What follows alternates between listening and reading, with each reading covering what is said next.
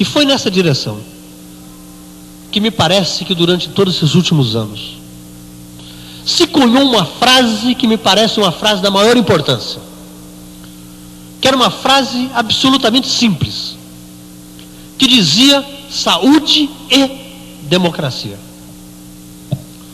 Atrás dessa frase, a compreensão que se tinha é que não era possível melhorar o nível de vida da nossa população enquanto persistisse nesse país um modelo econômico concentrador de renda e um modelo político autoritário. Então era fundamental, era ponto de partida, antes conseguir a democracia. E o lema que foi colocado no sistema de saúde durante os últimos anos foi exatamente isso: democracia e saúde, significando que para conseguir começar a timidamente melhorar as condições de saúde da população brasileira, era fundamental a conquista de um projeto de democratização desse país. Essa luta, eu acho que ela teve repercussões em todos os níveis. Ela teve repercussão na área médica, com a criação dos movimentos de renovação médico, com o Centro Brasileiro de Estudo de Saúde. Ela teve impacto em praticamente todas as áreas de profissionais de saúde, que acabaram com associações e sindicatos que muitas vezes não representavam seus interesses. Ela permitiu que o papel do legislativo, através das suas comissões de saúde, fosse efetivamente recuperadas como influenciadores de uma política mais efetiva. Se criou o Parlamento da Saúde como associação das comissões de saúde das Assembleias Legislativas Estaduais. Os sindicatos dos trabalhadores criaram os departamentos sindicais de saúde do trabalhador. A universidade participou de uma forma efetiva, criando um conhecimento que permitisse fazer a crítica desse sistema de saúde. E todo esse movimento acabou desembocando de uma forma absolutamente direta no segundo semestre de 1984, quando simultaneamente com a luta pela democratização desse país, também se travou uma grande luta pela redefinição da política de saúde desse país. Durante esse período se fizeram muitos diagnósticos. Se tentou entender por que isso acontecia dessa maneira. Por que os profissionais da área de saúde estavam concentrados nos grandes centros urbanos? Por que a principal quantidade de serviços de saúde estava situada na região sul e sudeste? Por que a nossa indústria farmacêutica foi absolutamente sucateada? Também como foi a grande maioria dos serviços públicos, que não receberam nenhuma prioridade durante os últimos anos. Como foi possível, durante esse período, liquidar com a capacidade de produção dos nossos laboratórios nacionais, não só de medicamentos? Como foi possível fazer uma política de recursos humanos que leva a que pessoas que desempenham funções iguais tenham salários diferentes?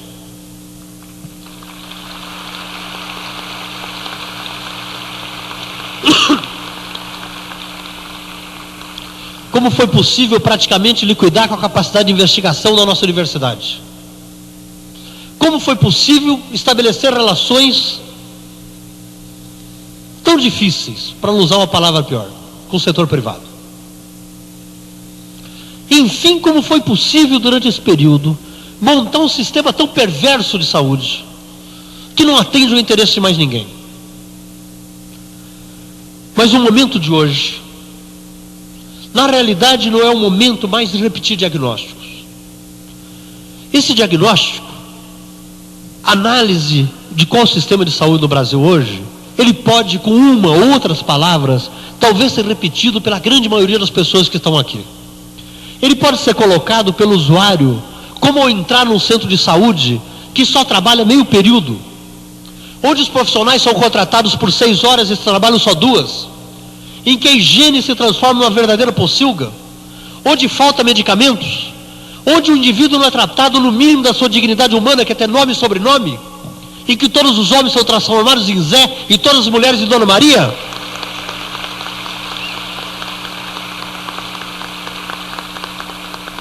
Da mesma forma como esse diagnóstico pode ser feito ao nível do usuário, ele está sendo feito ao nível de todos os técnicos e políticos que estão efetivamente comprometidos com a mudança no sistema de saúde desse país. Então, o momento da conferência, na realidade, não está sendo pensado como o momento da conferência de se continuar no diagnóstico. É o momento de pensar de quais são as possibilidades reais e concretas que nós temos de mudar esse sistema de saúde hoje no Brasil. Esse é o porquê da conferência. E assim ela nasce. No instante em que a discussão sobre a reformulação do sistema de saúde do Brasil, infelizmente, quase que foi tratada como uma simples reforma administrativa, em que se discutia se o INAMPS passava ou não passava para o Ministério da Saúde. Mas não é isso. Não é isso que está em questão. O que está em questão é uma coisa muito mais séria e muito mais profunda do que uma simples reforma burocrática administrativa. Para que não acontecesse nenhuma mudança durante o ano de 1985, e essa ideia foi uma ideia importante,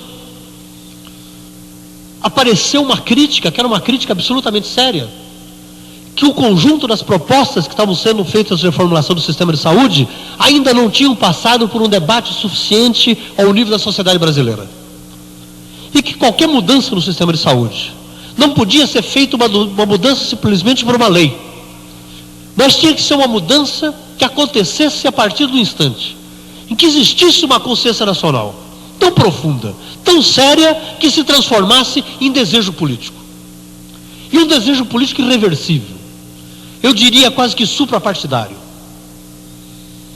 que levasse a essa noção, a essa identidade que o sistema de saúde brasileiro tem que ser mudado. Quando se teve essa compreensão, se chegou então à consciência que tinha que ser convocada uma Conferência Nacional de Saúde.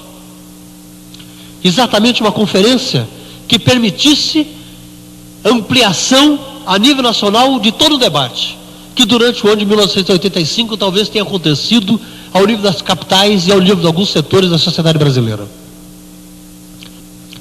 Então essa conferência nacional, ela não podia ser igual a outra. Ela não podia ser igual às 7 conferências que antecederam. Ela tinha uma natureza e um caráter absolutamente distinto.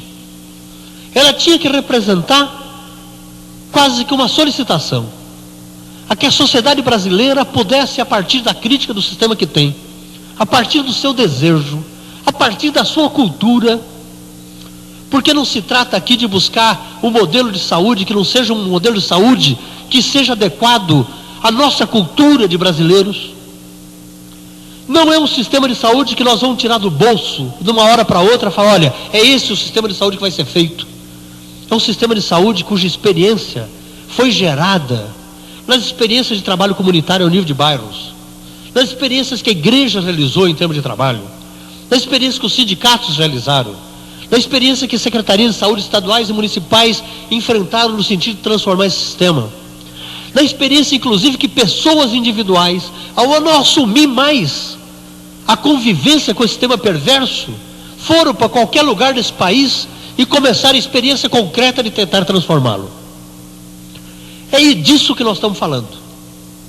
Como recuperar, num certo instante, a cultura nacional, a experiência acumulada por aquelas instituições que trabalharam sério, por aqueles que têm alguma coisa que dizer que funcionaram, e que aqueles que têm que nos alertar que isso não funciona e não vale a pena tentar, contra aqueles indivíduos e a favor daqueles indivíduos que podem dizer como alguma coisa deu certo em prol da saúde do povo brasileiro.